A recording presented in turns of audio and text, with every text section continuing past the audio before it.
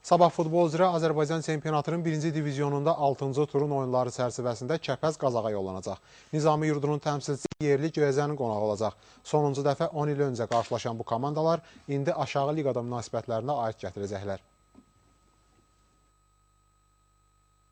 Kəpəz üçün ölkənin ən qərb rayonuna səfər böyük əhəmiyyət daşıyır. Çempionatda hələlik istədiyi nəticələri əldə edə bilməyən Gəncə klubu turnir cədvəlində arzu olunmayan yerdə qərarlaşıb. Mükafatlar uğrunda mübarizədən qopmamaq üçün mütləq xal ehtiyatlarını artırmaq və zəhmət güzgüsündə vəziyyəti düzəltmək lazımdır.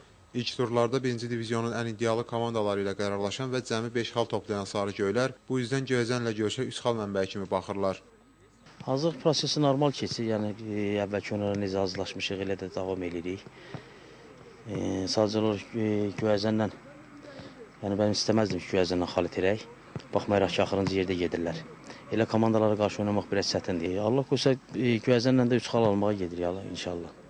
Göyəzənə qalib gəlməyə gedirik. Xal ehtiyatımızı artırmaqdan ötəri Göyəzənə mütləq qalib gəlməliyik.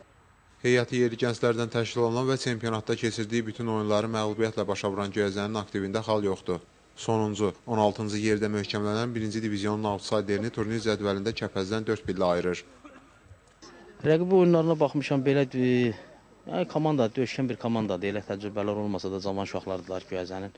Yəni Turanla oyuna gəlib baxmışdıq. Cavan uşaqlardılar. Yəni birinci dəstə üçün zəifdir. Zəif bir komandadır.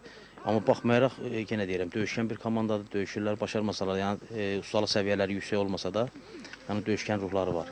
Ona görə də elə komandalar biraz qalib gəlmə çətin olur. Heyətin genişliyinə baxmayaraq zədəllərin olması səbəbindən hər oyunda ilk 11-liyi təyin etmək baxımından problemlə üzləşən məşqçilər korpusu yenə eyni çətinliyi yaşayır.